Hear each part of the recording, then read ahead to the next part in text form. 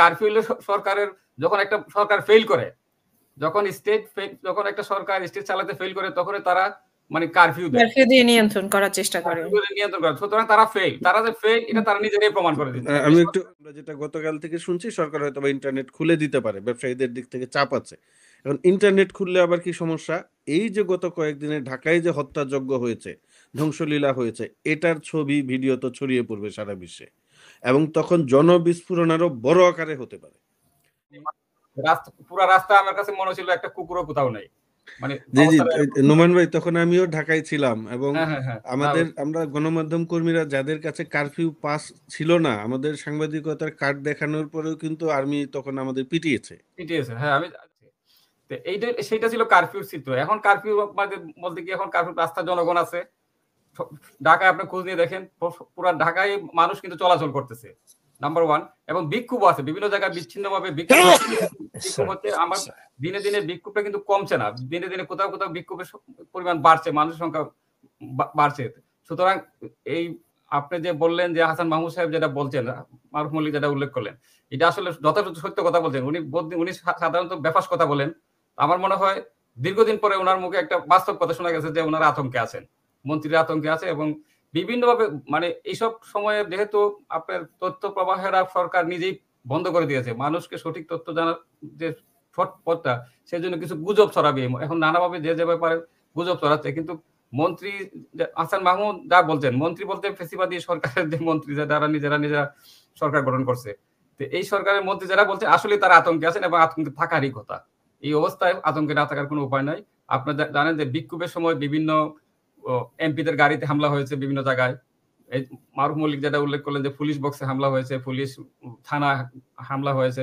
এটা কিন্তু মানুষের একটা দীর্ঘদিনের যে একটা ক্ষোভ, মানুষের মধ্যে যে পঞ্জীবিত ক্ষোভের একটা বিস্ফোরণ, এই বিস্ফোরণের সুযোগটা মানুষ পেয়েছে এবং বিস্ফোরণ ঘটছে। মানুষ রাস্তা থেকে এই মানে এইসব প্রতিবন্ধকতা অতিক্রম করতে শিখছে মানুষ। আমার মনে হয় এই আন্দোলনে, গোটা আন্দোলনে, ছাত্রদের এই আন্দোলনে সাধারণ মানুষও পুলিশের যে এই নির্যাতন নিপীড়নকে অতিক্রম করা শিখছে। তা আমরা সুতরাং এ থেকে একটা গুড সাইন যে এই সরকার আমার মনে হয় না বেশি দিন টিকতে পারবে। যেটা বললেন যে হাসান মারুফ মল্লিক যেটা বলেন, যদি টিকেও যায় তাহলে তারা রাষ্ট্র চালাতে পারবে না। দেশটা এমন অবস্থা জায়গায় নিয়ে পৌঁছানো হয়েছে, তারা তো টিকতে পারবে না। যদি টিকতে পারতো তাহলে আপনার কি বলে এটা, কারফিউ বাড়াতো না। তারা কারফিউ সময় সময় বাড়াচ্ছে, তার মানে কি তাদের নিয়ন্ত্রণে নাই। কারফিউ মানে হলো, কারফিউ একটা সরকারের কোন অবস্থা, যদি আপনার রাষ্ট্রবিজ্ঞানের পলিসিগুলো দেখেন, রাষ্ট্রবিজ্ঞানের পলিসি কারফিউ হলো সরকারের, যখন একটা সরকার ফেল করে, যখন একটা সরকার স্টেট চালাতে ফেল করে, তখন তারা মানে কারফিউ দিয়ে নিয়ন্ত্রণ করার চেষ্টা করে। সুতরাং তারা ফেল, তারা যে ফেল এটা তারা নিজেরাই প্রমাণ করে দিচ্ছে। আমি একটু নোমান ভাইয়ের সঙ্গে যুক্ত করি, পরে ভুলে যাব। ধরেন তারা যে পারছে না এবং তারা যে উভয়মুখী বিপদে আছে, তার একটা উদাহরণ দেই। দেশে ইন্টারনেট বন্ধ থাকাতে কিন্তু বাংলাদেশের ব্যবসা বাণিজ্য, পোশাক শিল্পের ব্যবসা পুরোটাই বন্ধ। আপনি এলসি ওপেন করতে পারছেন না, বায়ারদের সঙ্গে কথা বলতে পারছেন না। আমাদের যে সরকারকে যে টিকিয়ে রেখেছে এই ডলার রিজার্ভ সংকটের যুগে, রেমিটেন্স এবং হচ্ছে গিয়া আমাদের যে ফরেন কারেন্সির মেন সোর্স গার্মেন্টস শিল্প, রেমিটেন্সও মানুষ পাঠাতে পারছে না। আমরা বলছি বটে যে আপনি পাঠায়েন না, প্লিজ আপনি রেমিটেন্স পাঠানো বন্ধ রাখেন। জরুরি, আপনার যদি জরুরি প্রয়োজন থাকে, যে ধরেন আপনার আত্মীয় স্বজনের চিকিৎসা বা জরুরি, তাও পাঠাতে পারছেন না। এখন আপনার ইন্টারনেট বন্ধে একদিকে এই অসুবিধা হচ্ছে। এখন আমরা যেটা গতকাল থেকে শুনছি, সরকার হয়তো বা ইন্টারনেট খুলে দিতে পারে, ব্যবসায়ীদের দিক থেকে চাপ আছে। এখন ইন্টারনেট খুললে আবার কি সমস্যা, এই যে গত কয়েকদিনে ঢাকায় যে হত্যাযজ্ঞ হয়েছে, ধ্বংসলীলা হয়েছে, এটার ছবি ভিডিও তো ছড়িয়ে পড়বে সারা বিশ্বে, এবং তখন জনবিস্ফোরণ আরো বড় আকারে হতে পারে। এবং অলরেডি প্রাইভেট বেসরকারি বিশ্ববিদ্যালয়ের ছাত্রদের যে অ্যালায়েন্স আছে, তারা ঘোষণা দিয়ে দিয়েছে যে ইন্টারনেট খোলার সঙ্গে সঙ্গে আমরা গণ অভ্যুত্থানের ডাক দিব।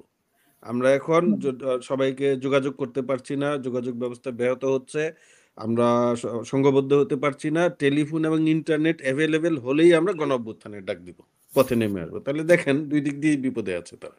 না সেটাই, সরকার যে একটা মানে তারা যে স্টেট চালাতে ফেল করছে, তারা যে মানে নিয়ন্ত্রণ দেয়, তারা হারিয়ে ফেলছে, তাদের সরকারের যে নিয়ন্ত্রণ নাই, এটা তারা নিজেরা প্রমাণ করেছে। কারফিউ জারি, শুধু কারফিউ জারি না, কারফিউকে সময় সময় বৃদ্ধি করে।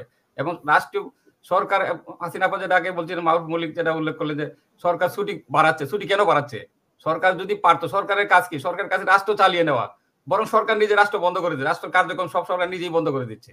তার মানে কি সরকার এখন ঘরে বসে যতটুকু পারে তারা মানে যেটা আন্দোলনকারীরা সাধারণত একটা আন্দোলন হলে বা একটা এই ধরনের সরকারের বিরুদ্ধে কিছু হলে আন্দোলনকারীরা বন্ধ করে, কিন্তু সরকার নিজে থেকে মানে সবকিছু আন্দোলনকারীরা বন্ধ করে বা আন্দোলনকারীরা মানুষ সেটাকে প্রতিবন্ধক সৃষ্টি করে সরকার চলায়, কিন্তু সরকার নিজেই তার নিজের প্রতিবন্ধক খোলা রাখার জন্য নেগোসিয়েশন করে সরকারে। কিন্তু এর মাধ্যমে প্রমাণ হয়ে গেছে সরকার মানে বলতে সরকারের নিয়ন্ত্রণ কিছুই নাই, সরকার তার নিয়ন্ত্রণ হারিয়েছে, সরকার ফেল করছে। সোজা কথা সরকার এই মধ্যে যে সরকার আছে আমরা তো এটা একটা অবৈধ সরকার, মানে অনির্বাচিত নিজেরা মানে একটা ভোটের নামে তামাশা করে যে সরকার তারা গঠন করছে, সেই সরকার তারা যদিও এতদিন ধরে জোর করে পুলিশি রাষ্ট্র হিসেবে পুলিশকে ব্যবহার করে তারা যে অবস্থা রাষ্ট্র একটা আতঙ্ক তৈরি করেছিল মানুষের মধ্যে থেকে এই আতঙ্কটাও কেটে গেছে ইনশাল্লাহ। আমার মনে হয় যে সরকার বেশি দিন আর টিকতে পারবে না।